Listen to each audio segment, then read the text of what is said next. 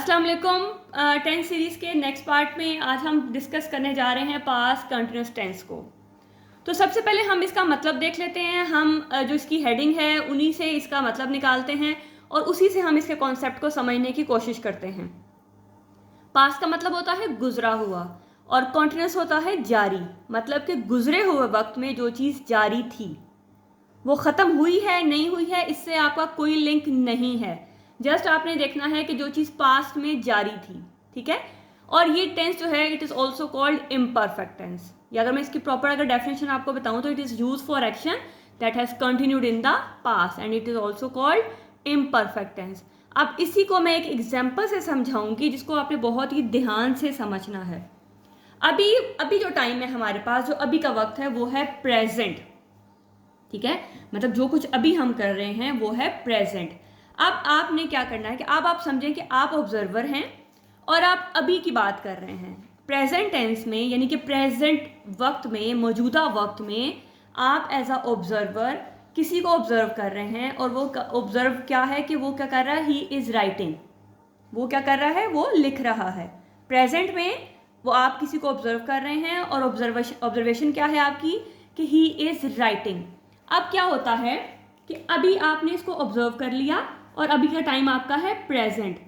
अब आप यहाँ से मूव करते हैं और मूव करने के बाद आप दूसरे पॉइंट पे चले जाते हैं। मूव किया यहाँ से और आ गए आप बी पॉइंट पे या दूसरे पॉइंट पे। अब जब आपने मूव किया तो ये जो आपका ये वक्त है ये किस में चेंज हो गया, आपके पास्ट में। फिर ये प्रेजेंट नहीं रहा। जब आप यहाँ से मूव करके वहाँ चले गए तो ये फिर आपका ये टाइम क्या बन गया, पास्ट बन गया। अब पास्ट में क्या, अब आपने उसकी नरेशन, उसको नरेट करना है, जिसको आपने ऑब्जर्व किया है उसकी बात को आपने बताना है। तो आप अब जिस पॉइंट पे खड़े हो वो आपका प्रेजेंट है, उसमें आप उसको कैसे नरेट करोगे, तो आप बोलोगे कि ही वॉज राइटिंग। क्या बोलोगे आप, ही वॉज राइटिंग। यानी कि ये जो आपका सेंटेंस है ये आपकी इस ऑब्जर्वेशन को पास में शो करवा रहा है। आपने जिसको जब देखा वो प्रेजेंट था, लेकिन जब आपने यहाँ से वहाँ मूव किया तो वो टाइम आपका किस में कन्वर्ट हो गया, पास्ट में। तो जब पास्ट में कन्वर्ट हो गया तो डेफिनेटली जो उसका एक्शन था वो भी पास्ट बन गया। तो ही इज़ राइटिंग को आप क्या बोलोगे, ही वॉज राइटिंग। अब ये आपका प्रेजेंट है, लेकिन ये जो आपकी ऑब्जर्वेशन है ये किसको शो करवा रही है, ये आपके पास्ट को शो करवा रही है। तो यानी कि वो काम जो माजी में, जो गुजरे हुए वक्त में जारी था उसको हम कहते हैं पास्ट कंटिन्यूअस टेंस। और इससे हमारा कोई लेना देना नहीं है कि वो ख़त्म हुआ या नहीं हुआ, ये कुछ भी उससे लिंक नहीं है आपका।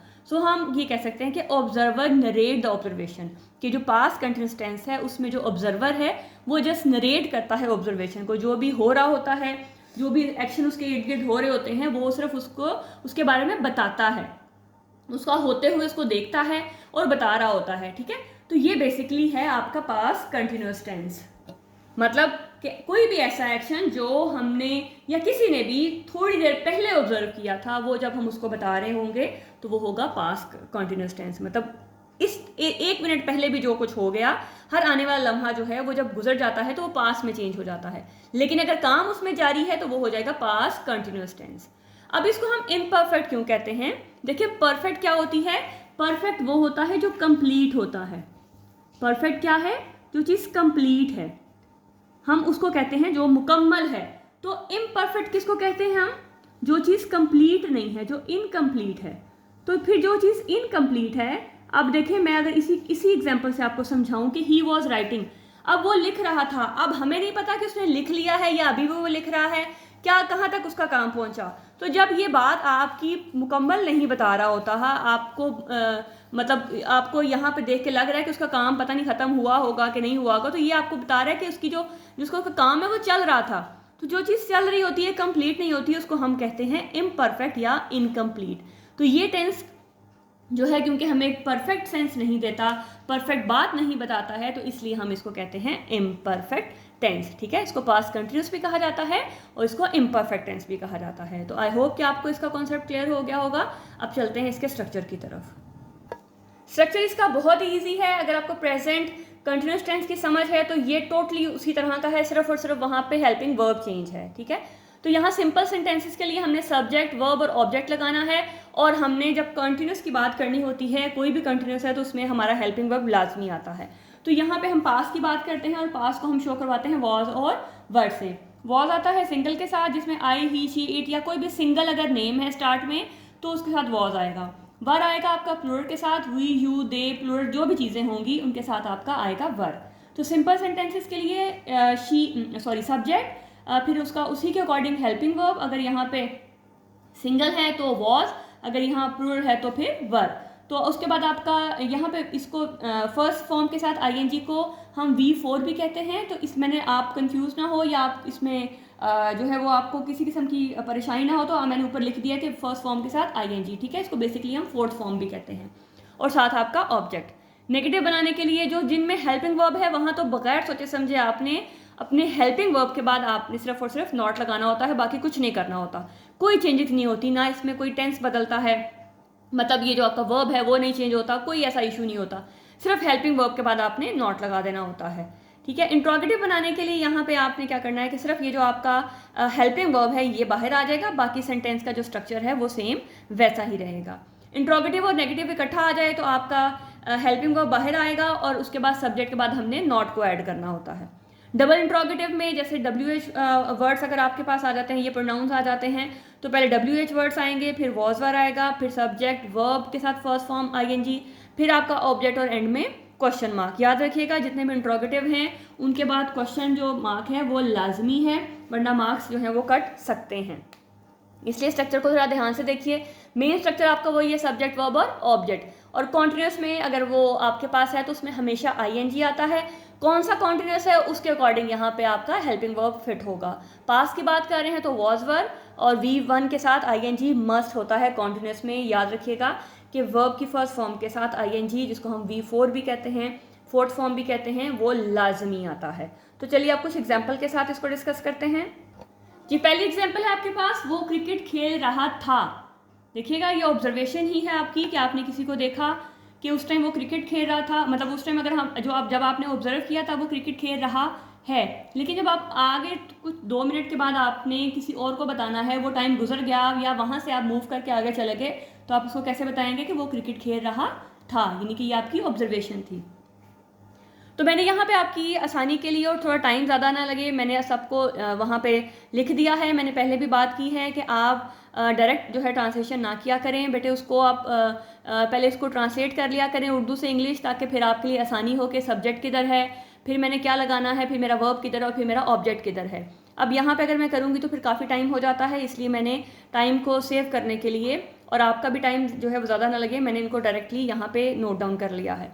तो देखिएगा आप 1-2 बता देती हूँ। अब ये वो क्योंकि सिंगल के साथ है, था मतलब बता रहा है कि एक है, तो वो के लिए हम यूज़ करेंगे ही, क्रिकेट ही होगा। खेल रहे को हम कहेंगे प्लेइंग और था मतलब वॉज। तो अब हमारा सब्जेक्ट आता है, फिर वर्ब आता है, फिर ऑब्जेक्ट आता है, और सब्जेक्ट और वर्ब के दरमियान में हमने फिट करना है अपना हेल्पिंग वर्ब। तो ही वॉज प्लेइंग क्रिकेट। पानी की सतह बुलंद हो रही थी। सतह बुलंद होने को हम कहेंगे, बुलंद होने को कहते हैं राइजिंग, और सतह क्योंकि पानी की है तो बोलेंगे सरफेस ऑफ वाटर। तो बोलेंगे the surface of the water was rising. नौकर बहाने बना रहा था। बहाने को हम कहते हैं लेम एक्सक्यूजेस। थोड़े सारे डिफिकल्ट वर्ड इसलिए डाले हैं ताकि आपकी वोकेबलरी भी इनहेंस हो। तो बहाने को हम कहेंगे लेम एक्सक्यूजेस, बनाने को कहेंगे मेकिंग। तो इसकी ट्रांसलेशन होगी the servant was making lame excuses.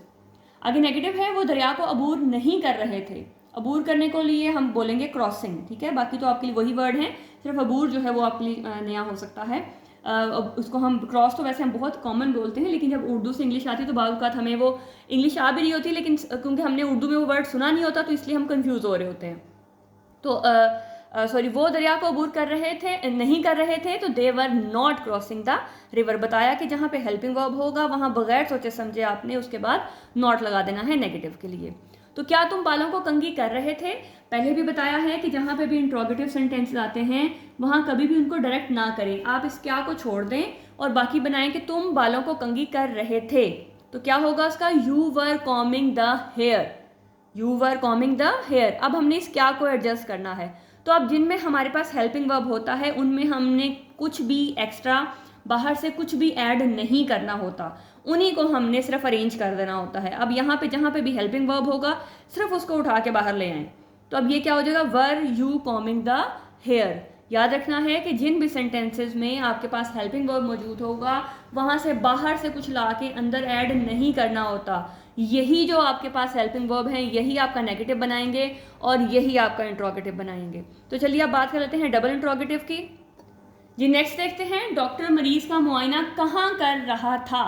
अब देखें यहाँ पे आ गया कहाँ, तो इसका मतलब है ये आपके पास डबल इंट्रोगेटिव आ जाएगा। WH वाला है, कहाँ मतलब कि वेयर, तो यहाँ पे क्योंकि आपके पास ये डबल इंट्रोगेटिव है तो अब आप डायरेक्ट मत करें, आप क्या करें कि आपके पास ये कहाँ नहीं है, आप इसको सिंपल पॉजिटिव सेंटेंस में कन्वर्ट करें। डॉक्टर मरीज का मुआयना कर रहा था, पहले आप इसकी ट्रांसलेशन करें, the doctor was examining the patient.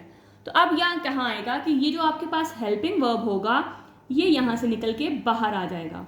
अब जब ये बाहर आया तो अब हमने इस कहाँ को एडजस्ट करना है, तो ये कहाँ हमारे पास हमेशा शुरू में आता है, तो where was a doctor examining the patient.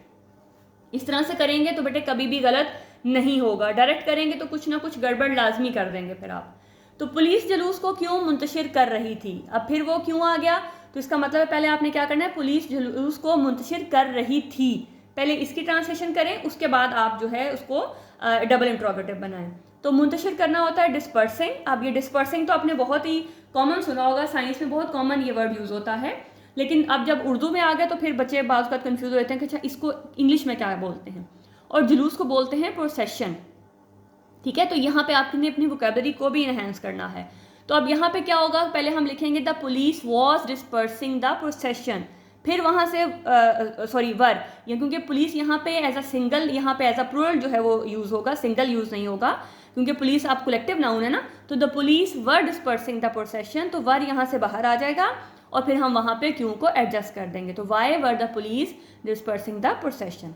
कितने आदमी बाग में जमा हो रहे थे, अब कितने के लिए हम यूज़ करते हैं हाउ मैनी, और हाउ मच भी यूज़ होता है। इसके लिए भी मैं पहले भी बता चुकी हूँ कि वीडियो अपलोड की हुई है और आपने अगर देखी है तो आपको क्लियर होगा कि हमने यहाँ पे हाउ मैनी क्यों लगाया, क्योंकि हम जब जिन चीज़ों को काउंट कर सकते हैं वहाँ पे हम हाउ मैनी लगाते हैं, अगर यहाँ पे अनकाउंटेबल होता तो फिर हम हाउ मच लगाते। ठीक है, तो अब आदमी क्योंकि काउंटेबल हैं तो हमने लगाया हाउ मैनी।